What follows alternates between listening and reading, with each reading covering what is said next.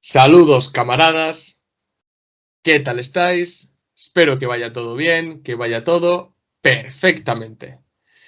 El miércoles 21 de febrero se cumplen 10 años del Euromaidán. El Euromaidán ha sido uno de los eventos más importantes de la historia reciente de Ucrania y de Rusia. Y a raíz de este acontecimiento tan importante, pues posteriormente ha venido pues la operación militar especial y todo este enfrentamiento de Occidente con Rusia. Entonces es muy importante analizar el Euromaidán porque los eventos posteriores lo que han hecho es dejar en un segundo plano el Euromaidán cuando es sumamente importante analizar y observar el verdadero carácter del Euromaidán y ver también cuáles eran los intereses de Occidente, porque cuando hablemos un poquito veremos que Occidente también estuvo presente en Euromaidán y que tenía intereses, ¿no? Así que, bueno, para hablar sobre el Euromaidán, pues hemos traído otra vez al canal a Alex Erofev, del canal Miradas desde Eurasia, que nos va a hablar un poquito acerca de ciertos detalles que son muy importantes sobre el Euromaidán. Así que, bueno, Alex, antes de nada, muchas gracias por venir otra vez al canal. Y nada, te cedo la palabra para que te conozca la gente, para que promociones el canal y demás, que creo que merece la pena. Bueno, muchas gracias, Oyer. Yo encantado de estar aquí otra vez. Bueno, yo creo que has dicho algo que es bastante importante, ¿no? Que es que realmente el origen de todos los problemas que estamos teniendo ahora en Ucrania y entre Ucrania y Rusia y entre Occidente y Rusia tienen su origen precisamente en el Euromaidán, que es el asunto que vamos a tratar hoy, que son todas estas protestas que acabaron desembocando en un golpe de Estado, como bien has dicho, pues el 21-22 de febrero de 2014. Bueno, por presentarme un poco para la gente que no me conozca, aunque ya estuve en este canal una vez, yo soy Alex Erofev, yo tengo un canal llamado Miradas desde Eurasia y este canal pues es un canal en el que hablo de historia y de geopolítica. Cuando digo que hablo de historia más o menos reciente, es decir, yo trato temas de historia relativamente reciente, más o menos desde el siglo XX hasta la actualidad, desde principios del siglo XX hasta la actualidad.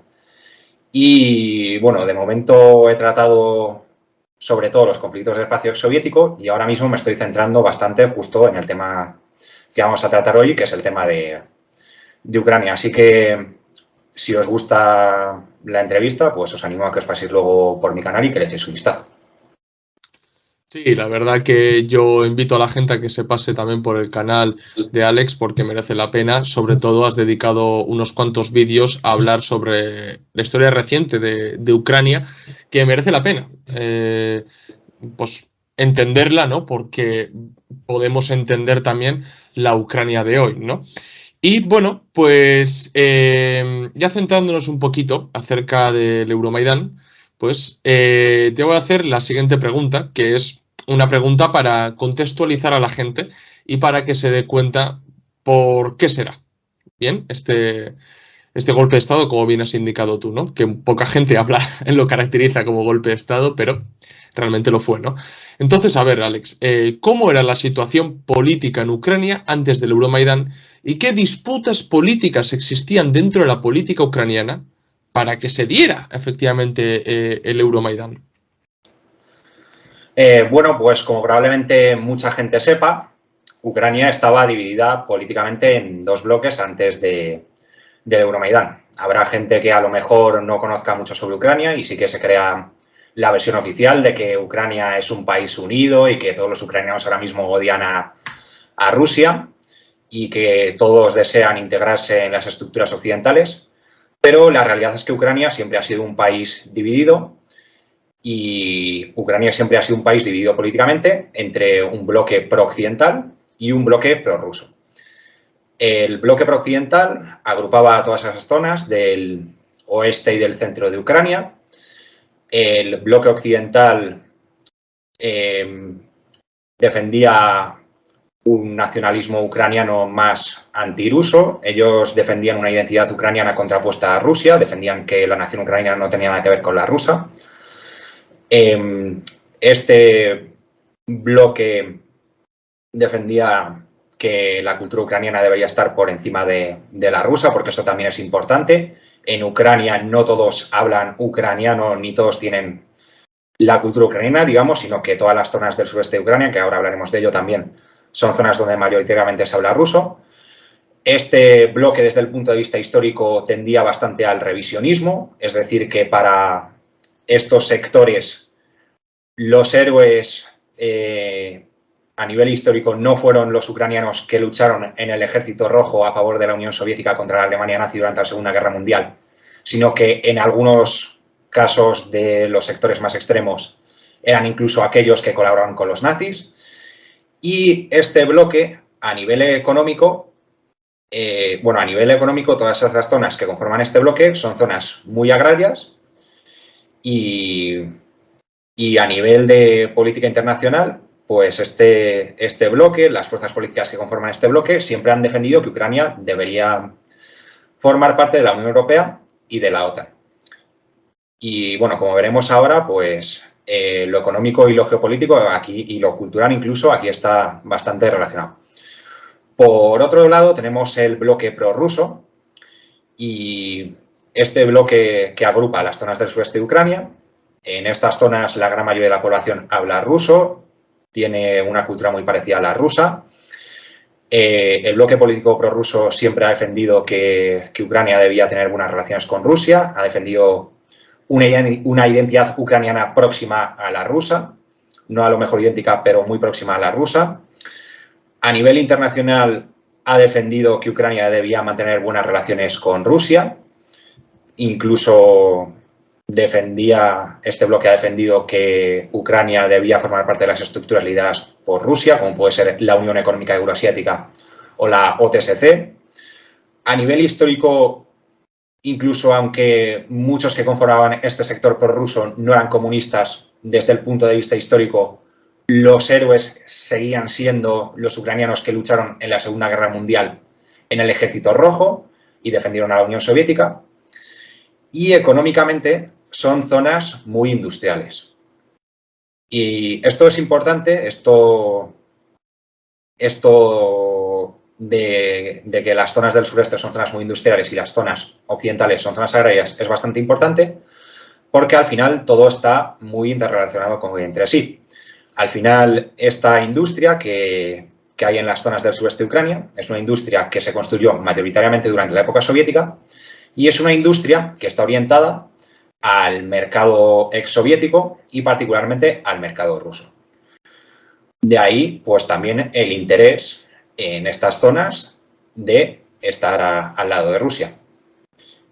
Como digo, pues todo está entrelazado entre sí. Y en el caso de las regiones occidentales, pues al contrario, para la agricultura, para todo lo que es la agricultura, el mercado europeo sí que es verdad que puede ser un mercado bastante atractivo y para estas zonas pues sí que podría ser hasta cierto punto pues una posibilidad, una buena oportunidad que Ucrania entrase en la Unión Europea.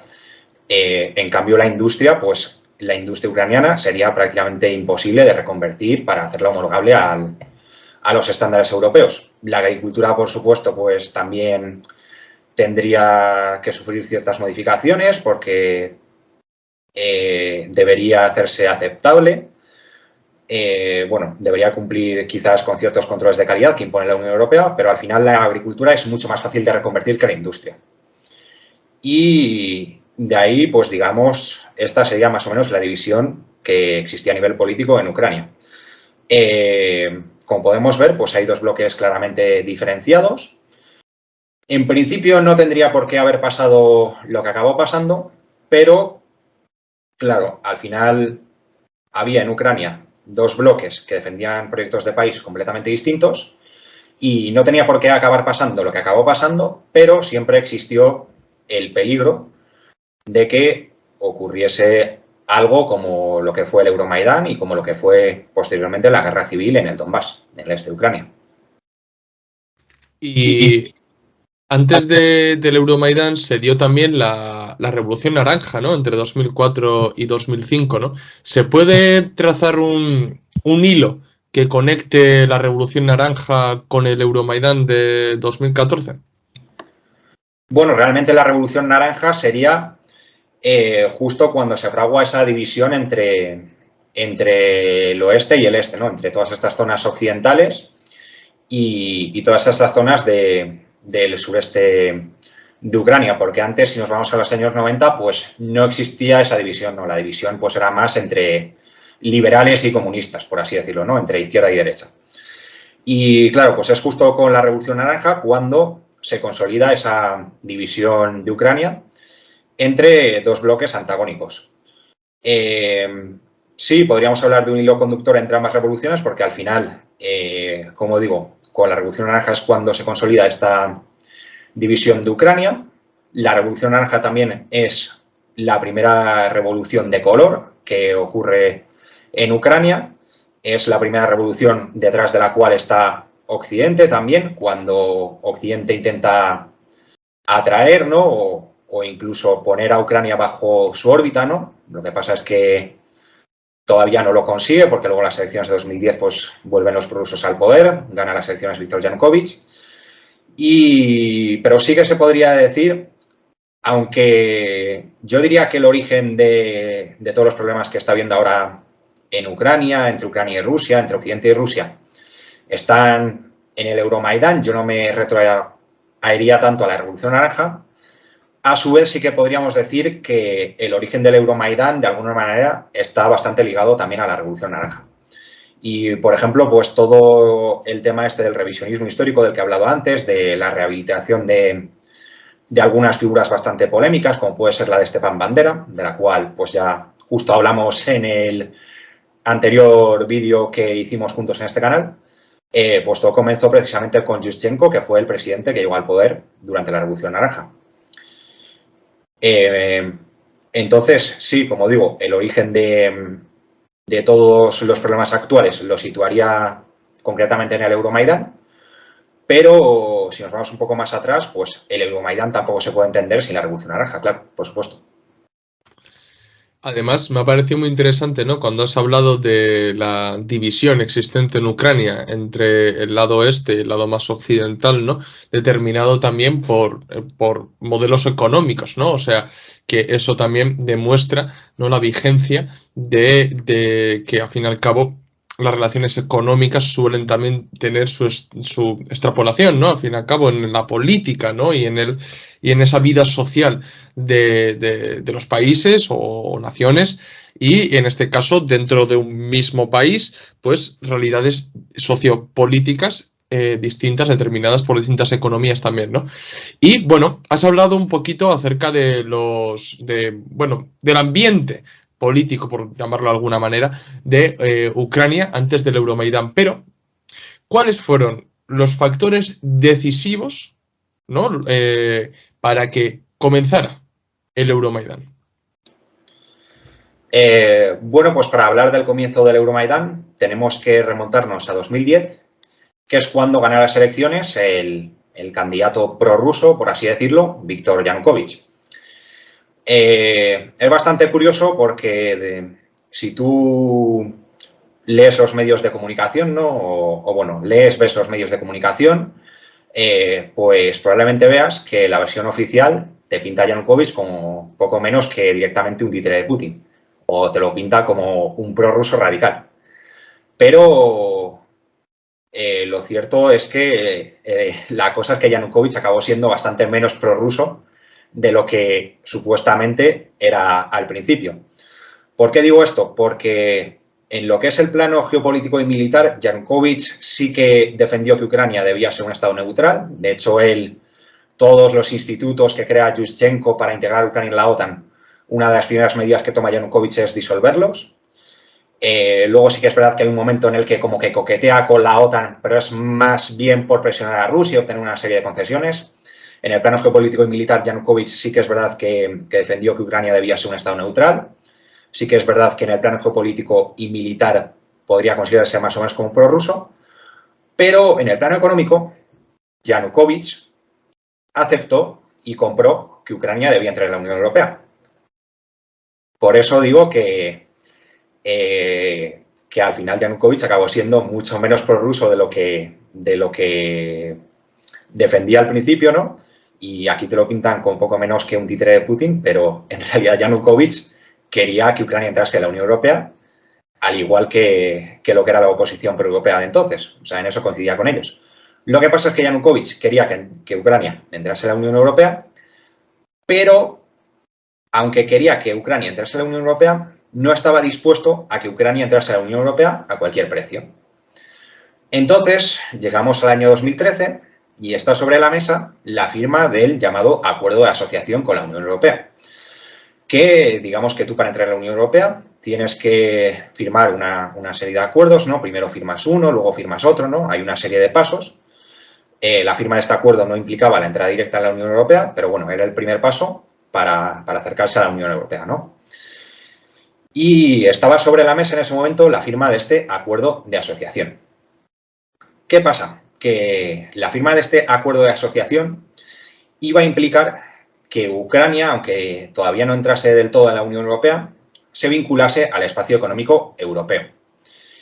¿Y qué pasa? Que si Ucrania se vinculaba al espacio económico europeo, esto suponía que Ucrania se desvinculaba del espacio económico ruso y que el comercio con Rusia iba a sufrir bastantes restricciones a partir de ese momento. Entonces, esto no gustará fundamentalmente a dos actores, que uno es la propia Rusia, que empezará a presionar a Ucrania, empezará a hacer una serie de controles de productos ucranianos en la frontera, diciendo que no cumplían con los estándares de calidad rusos, de alguna manera, pues para mandar un mensaje, ¿no?, de qué era lo que le iba a venir a Ucrania en caso de que finalmente siguiese adelante con la firma del acuerdo de asociación.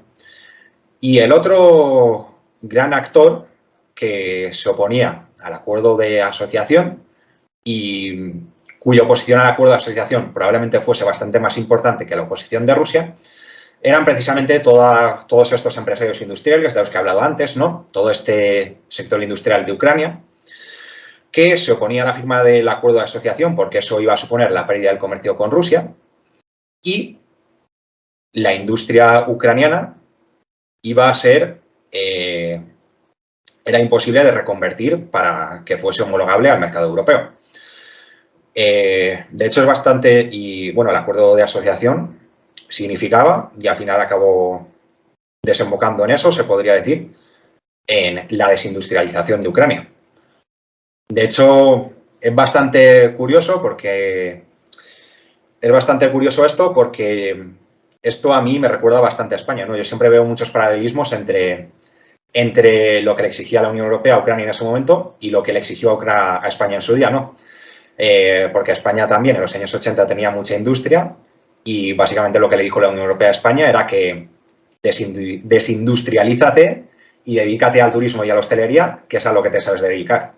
Pues a Ucrania en ese momento la Unión Europea le dijo lo mismo, desindustrialízate y dedícate a la agricultura, que es a lo que te sabes dedicar. Y luego también hay que tener en cuenta otro factor, que precisamente todos estos empresarios industriales eran el principal punto de apoyo de Yanukovych. Eran los principales financiadores del Partido de las Regiones, que era el partido de Yanukovych. Entonces Yanukovych, que en un principio sí que estaba dispuesto a firmar el acuerdo de asociación, da marcha atrás y en noviembre de 2013 suspende temporalmente la firma de ese acuerdo de asociación. Y aquí hay que aclarar una cosa, que es que cuando Yanukovych suspende temporalmente la firma de este acuerdo de asociación, suspende temporalmente la firma de este acuerdo de asociación. Es decir, que él no cierra la puerta a la Unión Europea y da un giro de 180 grados para posteriormente entrar en las estructuras rusas, sino que realmente lo que quería era, bueno, él suspendió temporalmente la firma de ese acuerdo para intentar negociar tanto con la Unión Europea como con Rusia para intentar sacar la mayor tajada tanto de la Unión Europea como de Rusia. Pero al final la situación ya estaba bastante polarizada y de la misma manera que el que Yanukovych fuese a firmar ese acuerdo de asociación con la Unión Europea no le gustó a Rusia ni a estos sectores industriales, la suspensión de la firma de ese acuerdo de asociación no le gustó nada a la Unión Europea. Y entonces, el 21 de noviembre de 2013, cuando Yanukovych anuncia la suspensión de la firma del acuerdo de asociación, la entonces oposición proeuropea a Yanukovych llama a seguir a la calle a protestar contra esta decisión de Yanukovych. Y la gente se concentra en la Plaza de la Independencia de Kiev. Mayoritariamente se concentra en esa plaza. Y claro, plaza en Maidán, o sea, plaza en ucraniano se dice Maidán. Y de ahí pues el nombre de estas protestas que acabarán desembocando posteriormente en el golpe de Estado. Euromaidán, se llama por eso, porque Maidán es plaza en ucraniano. Y pues así sería como comienza el Euromaidán y esas serían las causas de por qué comienza el Euromaidán. Hay algunas cosas muy interesantes que has comentado, ¿no? Que me gustaría subrayar, que es, primero, lo de Yanukovych, ¿no? De que has dicho que le pintan de prorruso, y es verdad, porque yo cuando he estado literalmente estudiando un poco su figura, ¿no? Para esta entrevista, ¿no? Me he dado cuenta de lo mismo, ¿no? O sea, es verdad que yo también tenía de antes una imagen de un Yanukovych muy prorruso, pero luego empiezas a investigar y dices, no, efectivamente no. Lo que le empuja son ciertos intereses que hay detrás, digámoslo de esa manera, ¿no? Y sabemos cómo funcionan los medios de comunicación en Occidente, o sea, todo lo que sea prácticamente. Es que ni siquiera en contra, un poco neutro ya es lo otro, ¿no? En este caso, si es neutro, es prorruso. Y lo hemos visto con muchas otras personas o periodistas incluso que intentan hacer su trabajo informando, pero claro, como tienen que informar sobre un hecho objetivo, que sobre Rusia, por ejemplo, ¿no? Sobre un hecho objetivo de Rusia, y como no concuerda con el relato oficial, pues son prorrusos, ¿no? Y luego, el otro apunte que quería hacer era, efectivamente, el paralelismo que has mencionado sobre España y Ucrania en ese caso, ¿no? Porque es que es tal cual. O sea, entrar en la Unión Europea no es gratis, ¿vale? O sea, eso que la gente lo sepa, no es gratis. Cada nación ha tenido que pagar un precio. Bien, en el caso de España ha sido la desindustrialización, ¿vale? Y que lo llevó a cabo sobre todo el PSOE en España. Pues efectivamente a Ucrania también se le exigió ese precio, ¿no? Esa desindustrialización. Pero claro, como bien has indicado tú, esa desindustrialización entraba en contradicción con ciertos intereses industriales de Ucrania. Bien, que como bien ha explicado Alex en la primera pregunta, ¿dónde está situado? En el este, de una tradición más rusa. Entonces, claro, ahí ya empezamos a ver en los choques internos, pero efectivamente se suspende temporalmente, no es suspendo y se acabó, no, temporalmente. Claro, es que ahí esos nombres no se utilizan por casualidad, se utilizan por una razón. Bien, entonces ya vemos solamente con dos preguntas que te he hecho, ya vemos que el relato oficial ya empieza como a tambalearse si uno analiza objetivamente las causas que precedieron al Euromaidán, ¿no? Entonces, bueno, ya vemos aquí también cómo se asoma la mano de Occidente, ¿no? Por detrás. Entonces, ¿qué papel desempeñó Occidente y, como no, los servicios de inteligencia de Occidente en el Euromaidán? Bueno, yo creo que si vamos a hablar de la injerencia occidental, ¿no? Y del papel que jugó Occidente durante el Maidán, tenemos que hablar de una figura que probablemente a muchos les suenen, y esta figura es Victoria Nuland. Hay una imagen que mucha gente que haya leído algo sobre el Euromaidán, seguramente hay una imagen que hayáis visto, y es la de una señora repartiendo galletas entre los manifestantes. Pues esta señora no es otra que Victoria Nuland, que era la vicesecretaria de Asuntos Exteriores de Obama. Es decir, que era un cargo oficial del gobierno estadounidense. Y ahí estaba en la Plaza de la Independencia, en el Maidán, repartiendo galletas entre los manifestantes. O sea que yo creo que solo con eso pues ya tenemos una clara prueba de la injerencia occidental. Y como digo, pues la figura de Victoria Nuland ha sido bastante clave en todo lo que es el apoyo occidental al Maidán. Luego pues también estuvo por ahí John McCain, que era un senador bastante importante, que en 2008 se presentó a las elecciones norteamericanas contra Barack Obama. Luego había unos cuantos senadores estadounidenses más por ahí. Todo lo que era la campaña mediática del Maidán y todo lo que era la forma de organizarse estuvo asesorada por asesores norteamericanos, sobre todo, y occidentales en general, pero sobre todo norteamericanos. Hubo un canal que se llama, bueno, luego, pues, como no estaba por ahí también George Soros, que se está en todos los fregados. Hubo un canal que se llama Hromadske TV, que empezó a emitir justo un día después del Euromaidán, que ese canal estuvo financiado por George Soros. Y yo creo que quizás la mejor prueba de, bueno, además de la foto de Victoria Nuland repartiendo galletas por ahí, bueno, Victoria Nuland reconoció en una charla que Estados Unidos había invertido más de 5.000 millones de dólares en promover la democracia en Ucrania desde el inicio de la independencia, es decir, desde el año 1991. O sea, esos 5.000 millones de dólares no fueron específicamente para el Maidán, pero al final fue todo el dinero que invirtió Estados Unidos en Ucrania desde el año 1991 y al final ese dinero que invirtió pues formaba parte de una estrategia estadounidense, ¿no?, de injerencia para acabar promoviendo cambios de gobierno, acabar captando a las élites y para que Ucrania acabase entrando bajo la órbita de Occidente.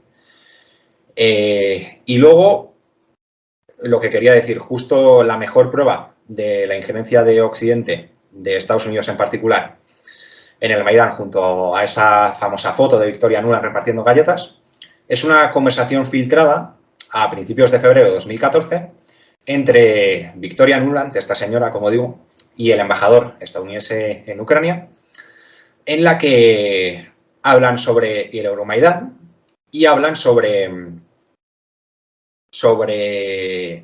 a quién pueden poner como primer ministro de Ucrania una vez derroquen a Yanukovych. Y entonces, pues, discuten varias figuras, ¿no? Hablan de Vitaly Klitschko, que Vitaly Klitschko no sé si la gente sabe quién es, pero es el actual alcalde de Kiev. A muchos quizás les suene porque en el pasado fue boxeador, a los que les guste en el boxeo. Y claro, pues discuten a quién poner como primer ministro de Ucrania una vez triunfe el Maidán. Entonces, principalmente se debaten entre dos figuras, que son Vitaly Klitschko, que representaría más bien los intereses de Alemania, los intereses de la Unión Europea, y el otro candidato a primer ministro sobre el cual discuten es Arseniy Yatsenyuk, que se orientaba más bien hacia los Estados Unidos, era, digamos, el candidato de los Estados Unidos. Y entonces Victoria Nuland discute con el embajador estadounidense y le dicen que Klitschko no puede ser primer ministro, que tienen que poner a Yatsenyuk. Y entonces Victoria Nuland suelta una frase que se hizo mundialmente reconocida, que es "fuck the EU", es decir, que le follen a la Unión Europea. ¿Y quién acabó siendo primer ministro una vez triunfó el Maidán? Pues casualidades de la vida, Arseniy Yatsenyuk. Yo creo, y bueno, esto yo creo que demuestra claramente el papel de los Estados Unidos, la injerencia estadounidense en el Maidán, porque es que en esa conversación discuten quién va a ser el primer ministro y esa persona que ellos habían nominado a primer ministro es la que acaba convirtiéndose en el jefe de gobierno de Ucrania, ¿no? Pero además demuestra otra cosa, que es que digamos que el Maidán fue financiado al final por todo, fue promovido por todo Occidente, no tanto por los Estados Unidos como por la Unión Europea. Pero a pesar de que la Unión Europea y los Estados Unidos iban juntos en este meollo, incluso a pesar de eso, los Estados Unidos no querían compartir el botín y no querían ceder ni un milímetro ante la Unión Europea. Y querían quedarse toda Ucrania para ellos. Y de ahí pues yo creo que también se muestra el claro desprecio que tienen los Estados Unidos por la Unión Europea, incluso a pesar de que teóricamente la Unión Europea sean los aliados de Estados Unidos. Sí, ahí podemos ver la contradicción existente, ¿no?, un poco entre Estados Unidos y la propia Unión Europea, que pese a ser también, bueno, bueno, la Unión Europea no es ningún país ni es ninguna nación, pero pese a ser dos instituciones imperialistas dominantes en el mundo, eso no significa que siempre concuerden los intereses de ambos centros imperialistas, ¿no? Pero, como toda contrarrevolución o revolución de terciopelo, como se la llama muchas veces también, Se utiliza también elementos muy reaccionarios y en el Euromaidán estuvieron presentes, ¿no?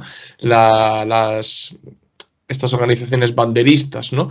Que ya hablamos de ellas en el vídeo que hicimos anteriormente, en el coloquio que hicimos anteriormente sobre el banderismo, ¿no? Entonces, bueno, ¿qué papel jugaron estas facciones tan reaccionarias de Ucrania en que el Euromaidán se convirtiera ya no solamente en simples protestas, sino más bien ya en un derrocamiento del poder político? Y bueno, ¿y qué grupos formaron parte? Porque hay unos cuantos. Sí, bueno, es tal cual como dices. Al final, el Maidán acabó siendo dirigido por todos estos grupos extremistas, de los cuales vamos a hablar ahora, y estos grupos extremistas acabarán imponiendo sus ideas al resto del Maidán, incluso aunque no todos las pudiesen compartir en un primer momento, y estos grupos extremistas serán los que acaben derrocando a Yanukovych y consumando el golpe de Estado. Si hablamos de las facciones que existieron durante el Euromaidán, dentro de todo lo que era el movimiento del Maidán, ¿no? Dentro de todo lo que era ese movimiento de protesta contra Yanukovych, podríamos distinguir tres facciones diferenciadas que a su vez se podrían dividir en otras muchas facciones. La primera facción sería lo que era la entonces oposición parlamentaria proeuropea, que estaba formada por tres fuerzas políticas. La primera fuerza política era UDAR de Vitaly Klitschko, que es justo este hombre del que hemos hablado antes, que representaba los intereses de Alemania, de la Unión Europea exclusivamente. Y este partido, esta fuerza política, era quizás el más moderado dentro de todos los que había dentro del Maidán, si se puede decir así. Luego tendríamos el bloque de Yulia Tymoshenko y de Arseniy Yatsenyuk, que es otro de los cuales hemos hablado anteriormente, que estos eran ya bastante más nacionalistas y se orientaban sobre todo hacia los Estados Unidos. Y luego la tercera fuerza política, que formaba parte de la oposición parlamentaria, era un partido llamado Svoboda, que era un partido de extrema derecha, abiertamente de extrema derecha, e incluso se podría decir neofascista. ¿Qué pasa? Estas fuerzas políticas representaban lo que sería, digamos, la oposición parlamentaria. Pero luego tenemos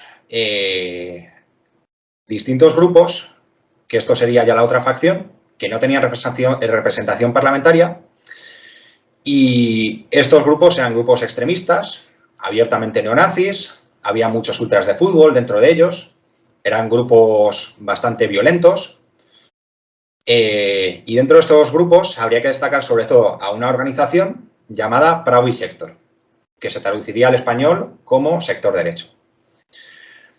Y entonces estos grupos neonazis, ultranacionalistas, quizás inicialmente fuesen una minoría dentro del Maidán, quizás inicialmente no todos compartiesen esas ideas que tenían estos grupos, pero como digo, al final estos grupos van a estar en primera línea, pegándose con la policía, van a acabar liderando la manifestación e incluso el resto de personas que estaban en el Euromaidán, incluso el resto de facciones políticas que quizás podían ser más moderadas al principio, acabarán asumiendo las ideas de estos grupos, incluso aunque en un principio, aunque compartiesen parte de sus ideas, ¿no? Porque al final todos eran nacionalistas ucranianos, al principio quizás fuesen más moderados, pero acabarán asumiendo el ideario de estos grupos.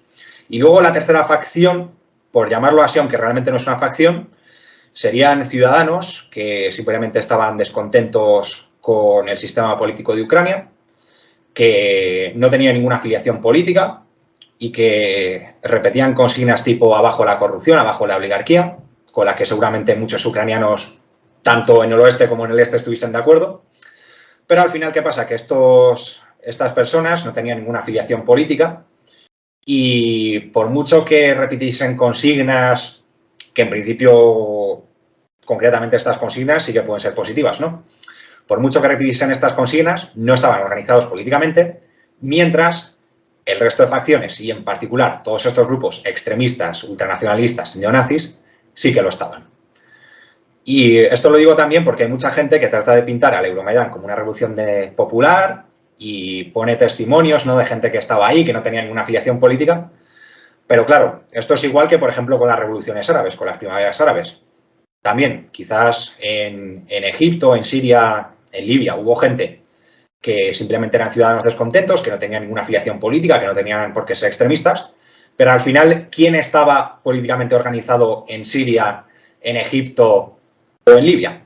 Pues los sectores extremistas islámicos. Y al final, pues esos sectores acabaron liderando las protestas en esos países árabes. Y en Ucrania, el homólogo se podría decir que casi el homólogo, ¿no?, de los extremistas islámicos en los países árabes, que serían los ultranacionalistas ucranianos, los neonazis, fueron los que acabaron liderando las protestas en Ucrania. Sí, además es muy importante el papel de estos porque no solamente lideraron, sino que luego además condicionaron incluso el nuevo, ¿cómo decir?, envoltorio político, ideológico, cultural de toda la nación, ¿no? O sea, es muy, muy importante esto.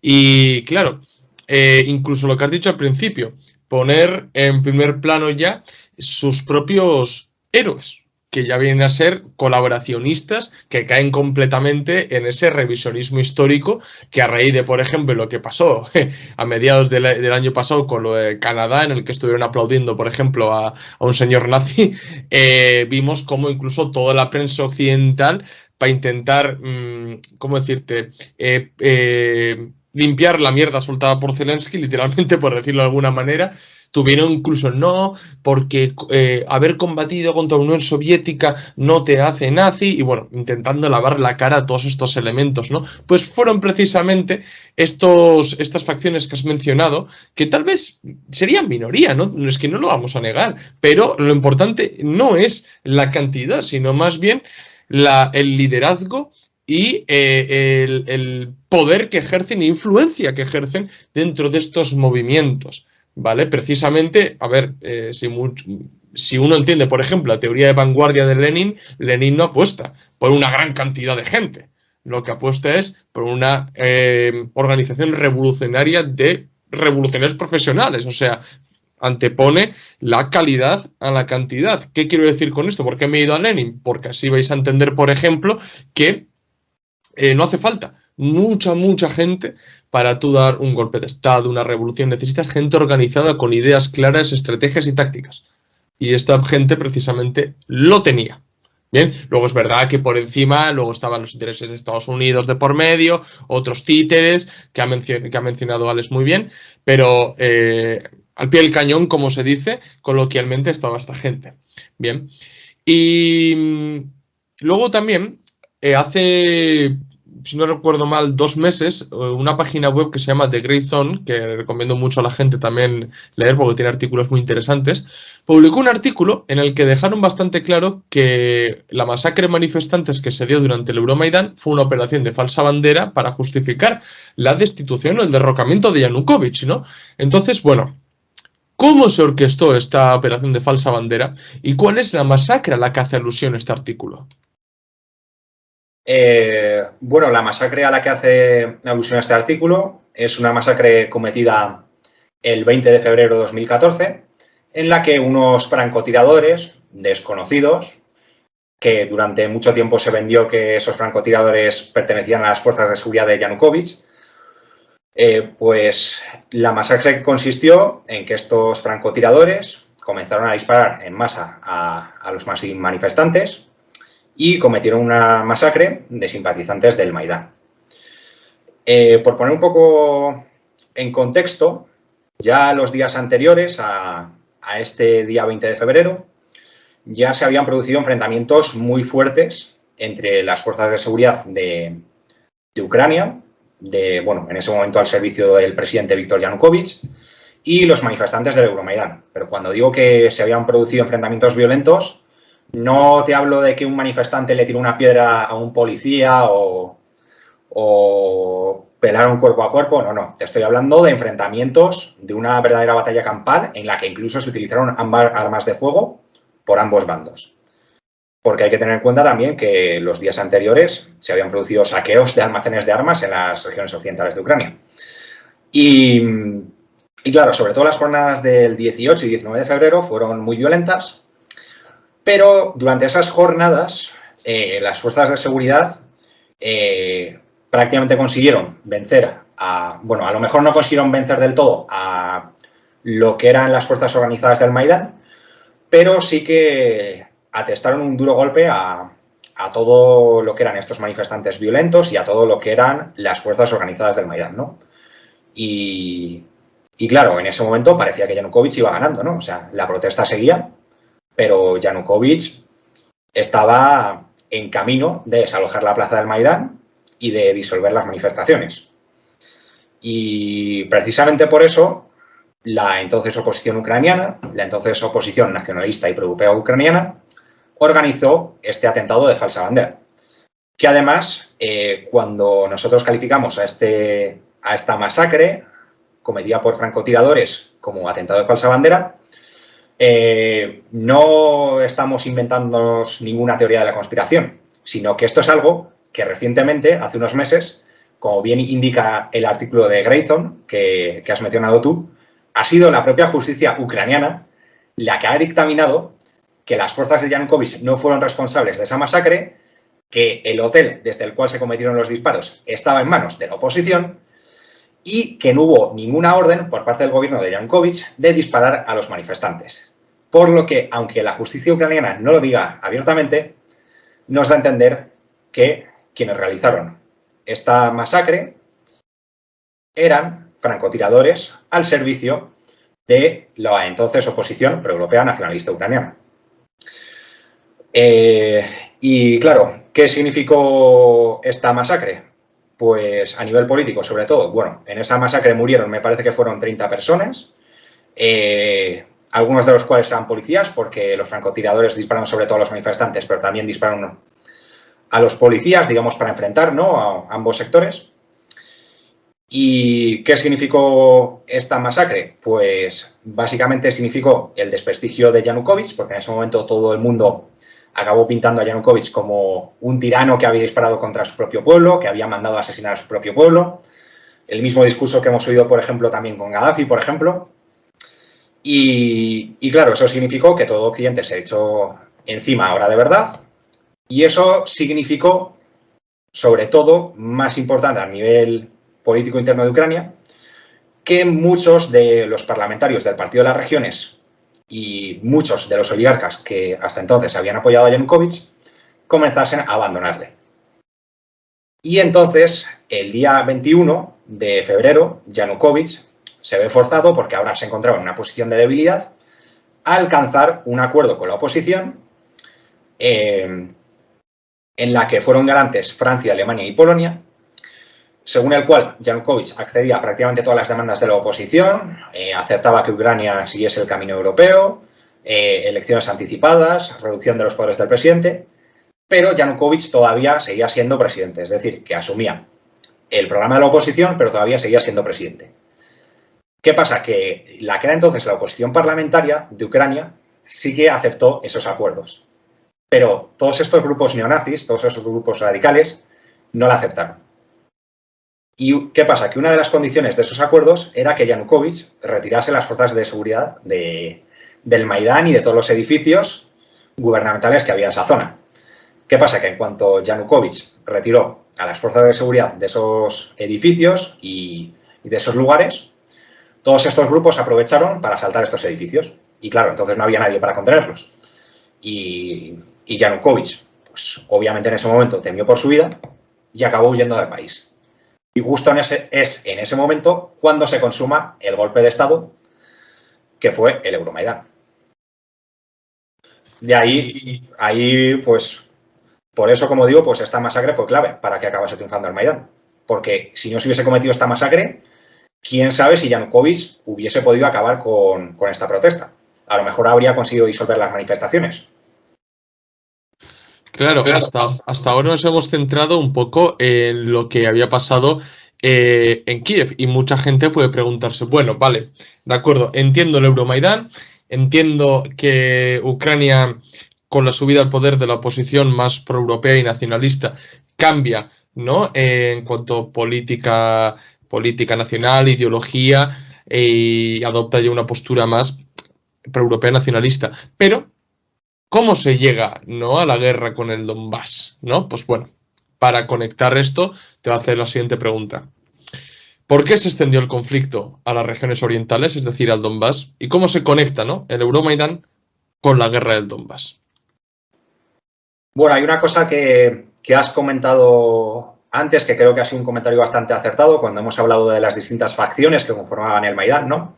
Y hemos hablado de cómo estos grupos neonazis, ultranacionalistas, radicales, se impusieron frente al resto, a pesar de que fuesen una minoría.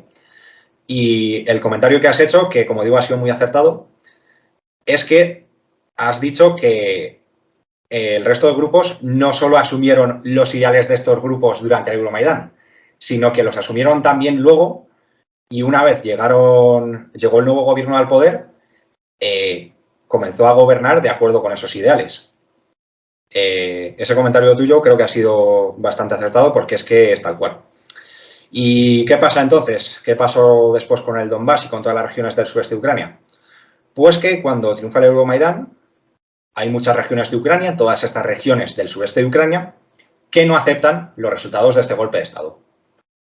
Y va a haber numerosas protestas a lo largo de todas estas regiones, en Odessa, en Kharkov, en Dnepropetrovsk, pero sobre todo va a haber dos puntos que se van a convertir en puntos calientes, que son, por un lado, Crimea y, por otro lado, el Donbass.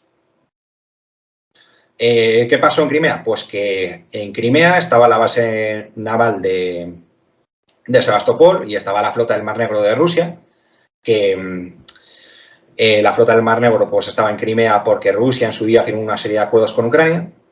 ¿Y qué pasa? Que Rusia no iba a entregar Crimea a Occidente, a la OTAN, porque el nuevo gobierno igual le daba por revisar esos acuerdos y Rusia se quedaba sin esa base militar que tenía en Crimea. Entonces, concretamente en Crimea, Rusia sí que decide intervenir militarmente.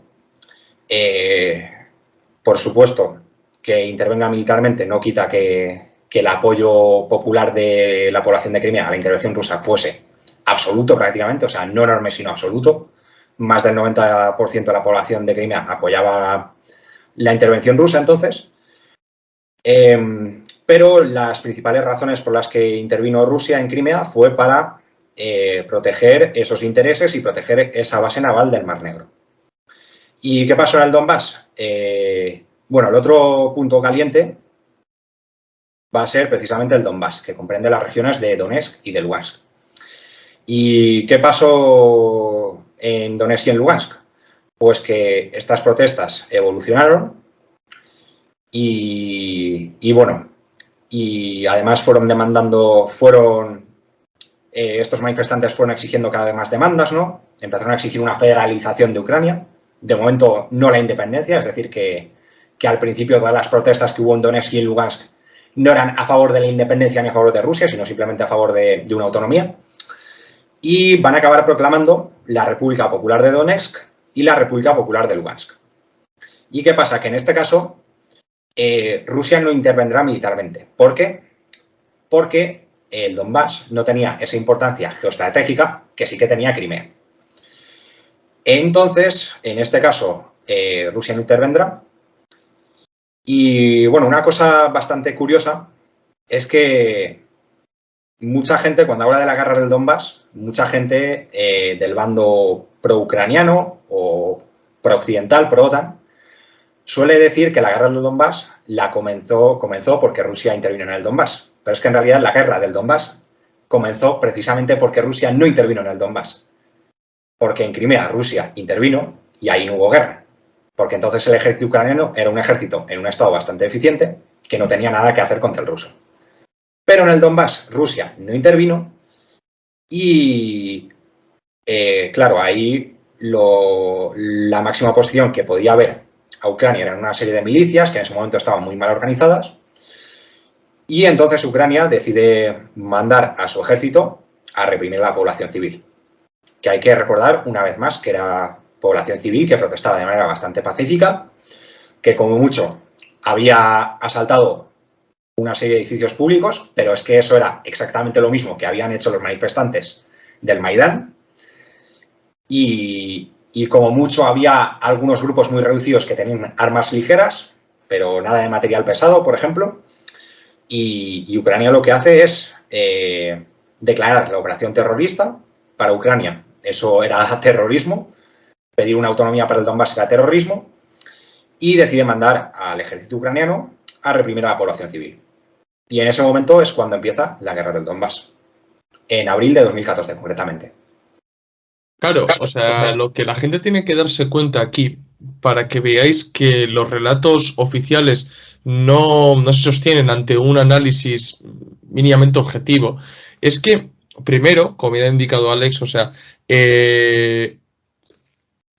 lo que pasa en el Donbass es a reacción del Euromaidan, o sea, entender lo que ha dicho Alex al principio, de que había dos realidades condicionadas por dos condiciones políticas, económicas, perdón, dos formas económicas en dos lados de Ucrania, ¿bien?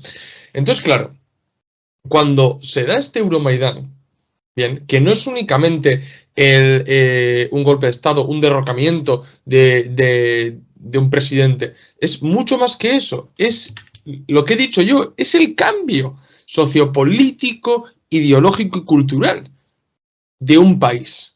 Pero cuando hablamos de un país, teniendo en cuenta que ese país tiene realidades distintas, lógicamente en el sureste de Ucrania, esto no es aceptado. Esto no es aceptado y su primera reacción no es efectivamente la pura violencia o ni siquiera la independencia, es que son exigencias lógicas que demandan ante la nueva imposición que se está poniendo en Ucrania.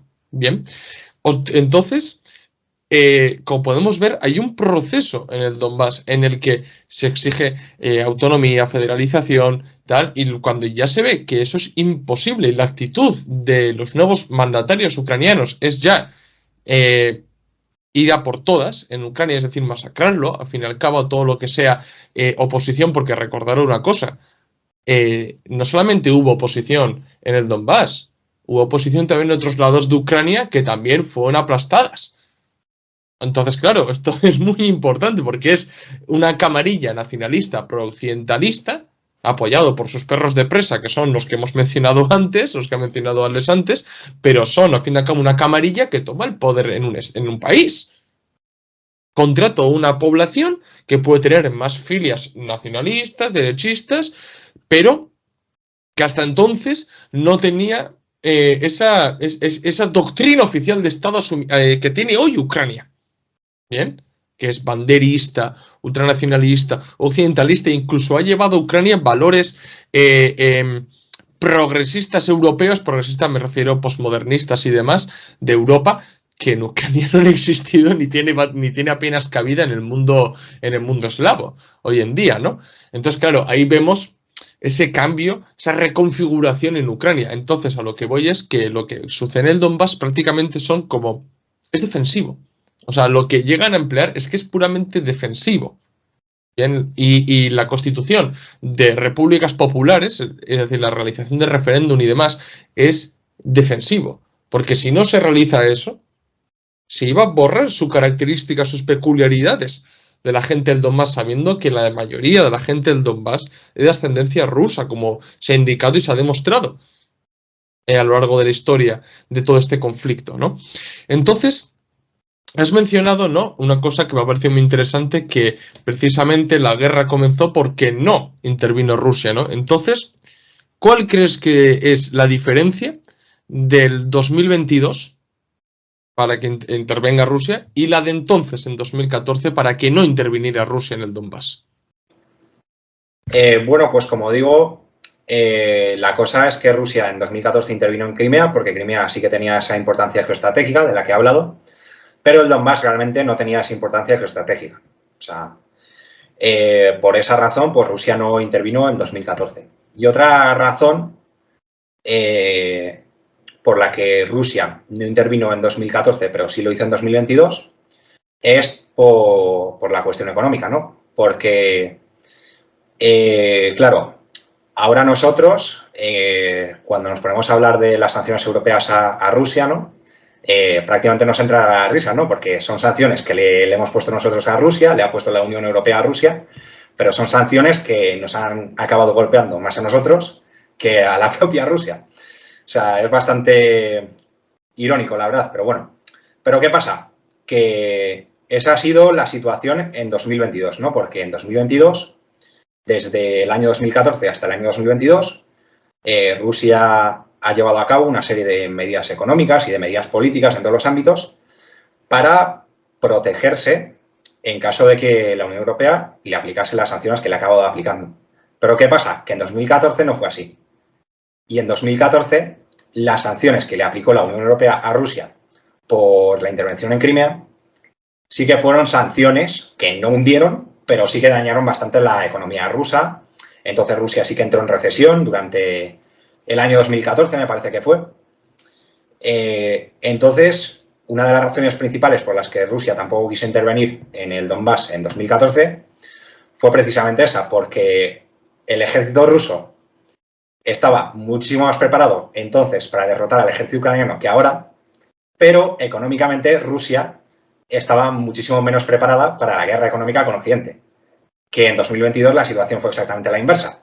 Rusia demostró estar más que preparada para la guerra económica con Occidente, pero militarmente, aunque la situación, aunque militarmente Rusia tampoco estuviese tan poco preparada como te puede vender la propaganda de la OTAN, es cierto que el ejército ucraniano estaba muchísimo mejor armado, mucho mejor preparado y que Rusia hasta cierto punto lo subestimó. Eso es verdad.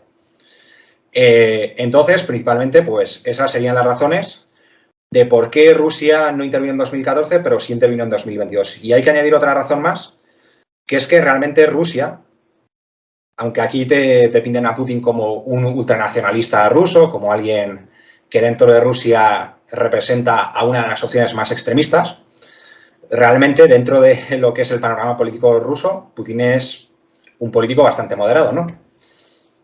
Hay gente que, precisamente los comunistas, por ejemplo, se opusieron a la política de Putin respecto al Donbass, porque ellos sí que defendían que había que intervenir en el Donbass bastante antes.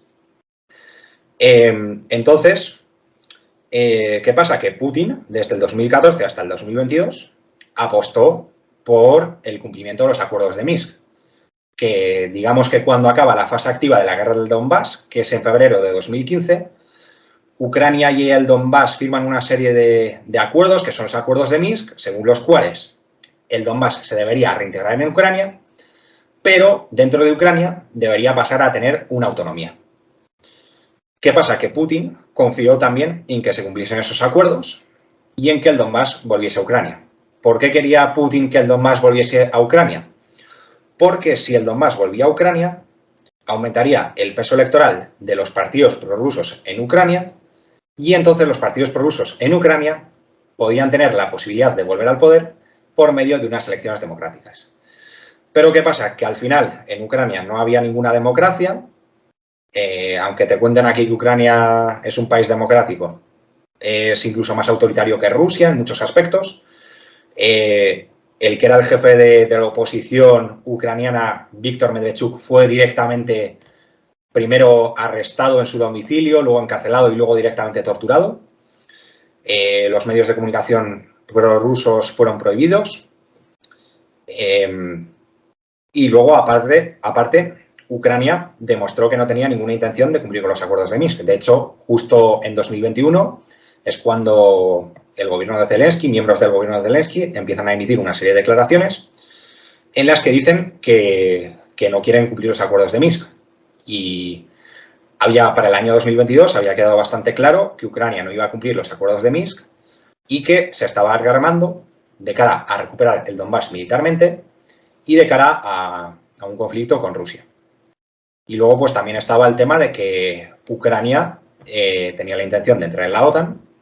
Bueno, el gobierno de Ucrania tenía la intención de entrar en la OTAN y la OTAN pues quería expandirse y llegar hasta las fronteras con Rusia. Y entonces, pues eso es lo que cambia en 2022, que Putin inicialmente confió. Por un lado, Putin inicialmente confió en resolver la situación por medios pacíficos, confió en que se cumpliesen los acuerdos de Minsk, y por otro lado, cambia el hecho de que económicamente Rusia estuviese más preparada para soportar las sanciones que le acabó poniendo Occidente. Principalmente, yo diría que es eso lo que cambia del año 2014 al año 2022. Y bueno, no te iba a hacer esta pregunta, pero ahora me ha venido. Claro, ¿cómo pasamos por ejemplo, de un Poroshenko a un Zelensky? O sea, ¿cómo se llega a esa situación de poner un Zelensky al mando del Estado ucraniano? Bueno, pues hay que tener en cuenta que en el año 2014 pues llega al poder Petro Poroshenko, ¿no? Bueno, primero después del Maidán se forma una junta dirigida por Turchinov, pero luego hay unas elecciones en las que a los partidos prorrusos no se les permite participar o participan pero son perseguidos.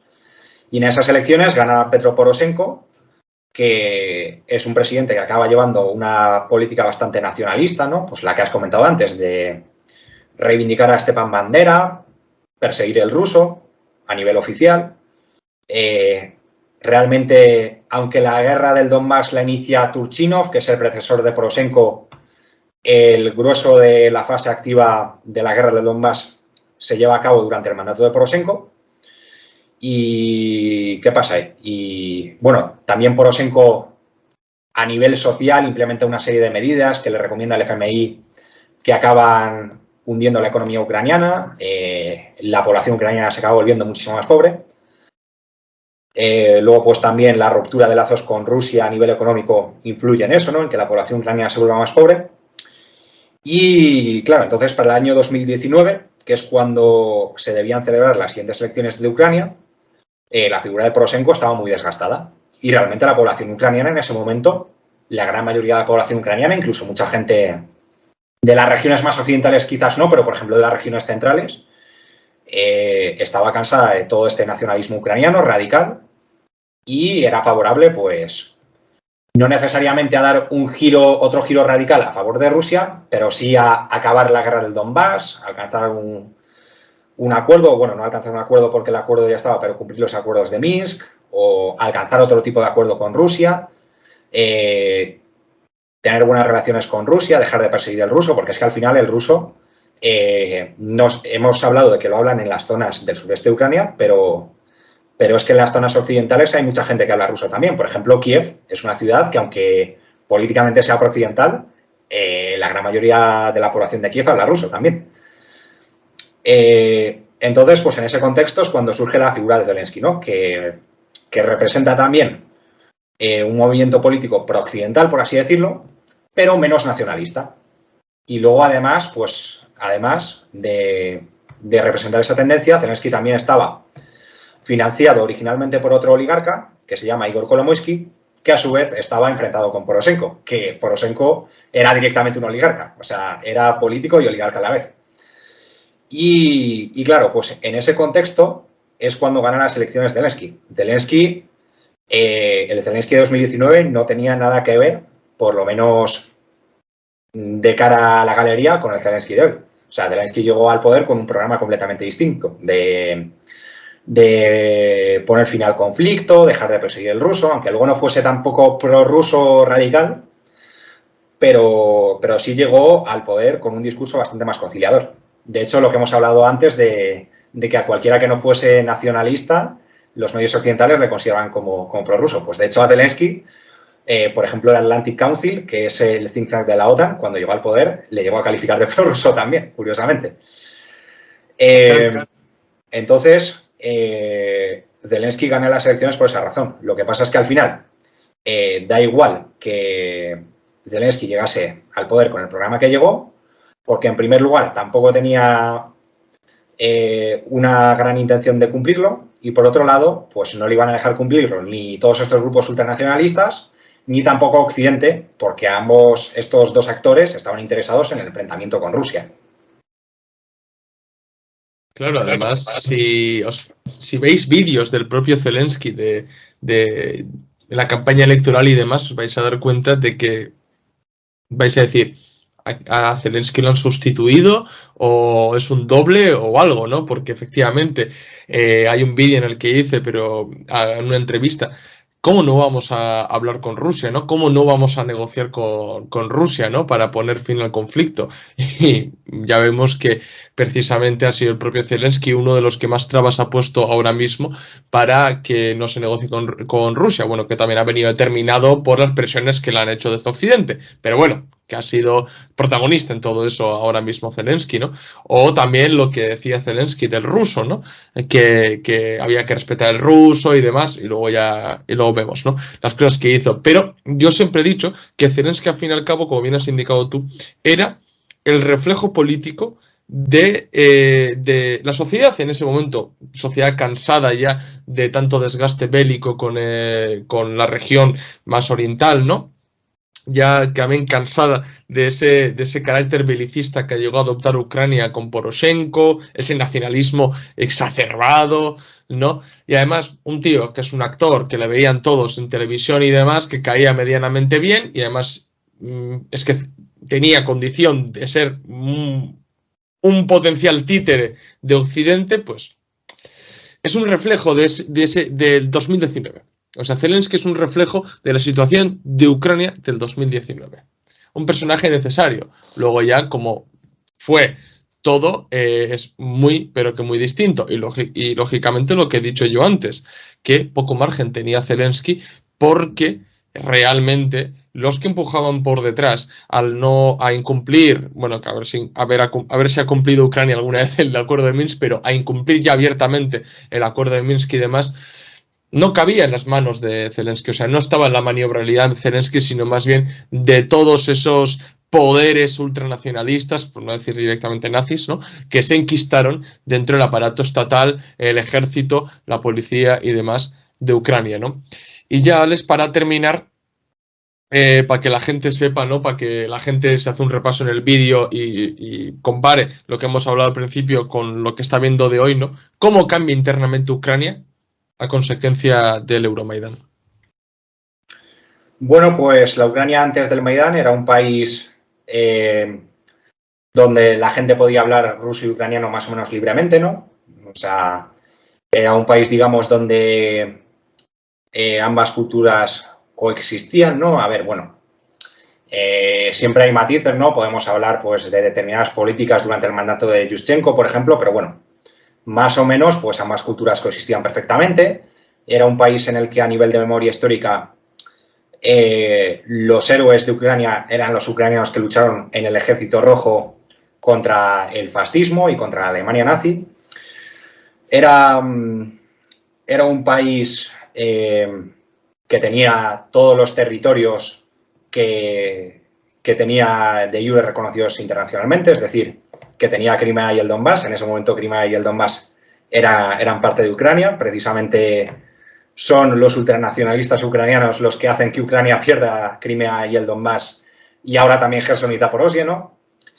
Y era un país que, aunque económicamente nunca le fue muy bien, y desde el año 1991 fue un país en el que nunca hubo demasiadas perspectivas a nivel económico y a nivel social, era un país en el que todavía podía haber cierta esperanza de que en el futuro cambiasen un poco las cosas, ¿no? Que quizás mejorasen un poco las cosas.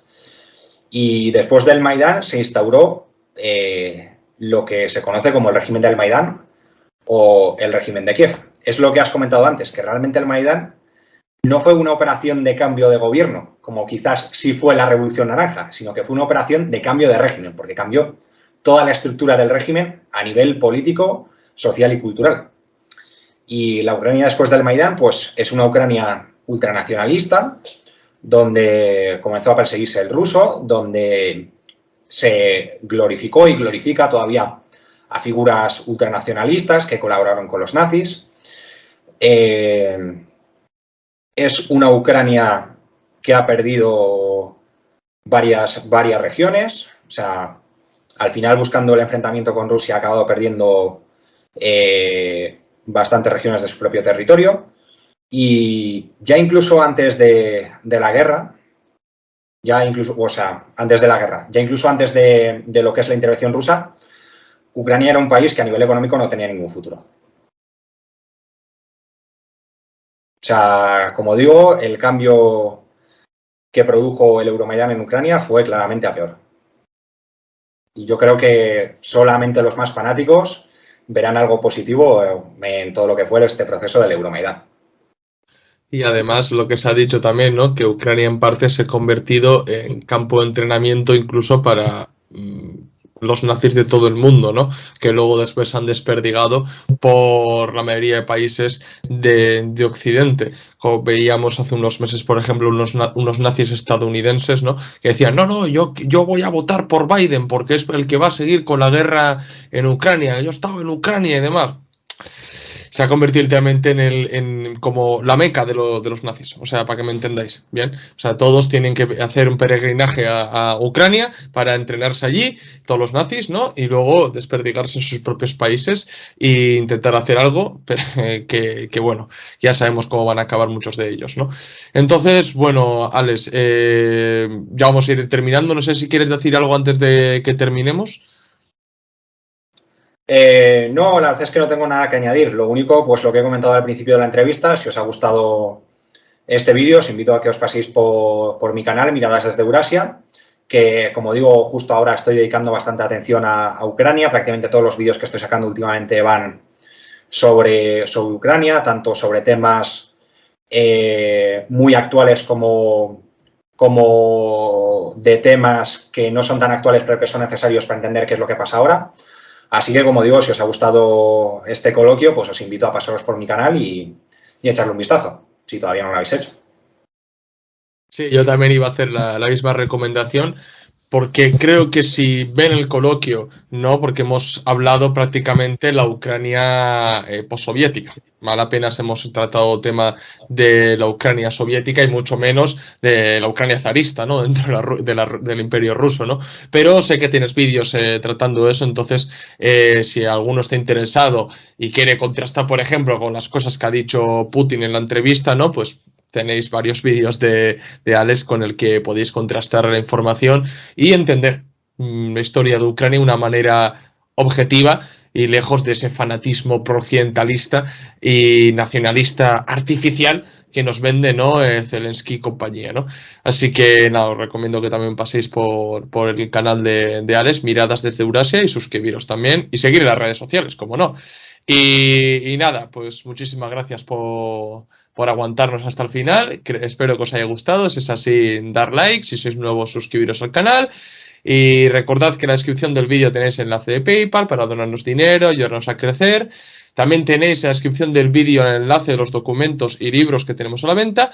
Y nada, camaradas, seguirnos en las redes sociales, Twitter, Facebook, Instagram y TikTok, donde subimos contenido a diario o casi a diario. Así que nada, un abrazo a todos y un abrazo para ti también, Alex. Lo mismo digo, un saludo a todos y muchas gracias por ver este vídeo.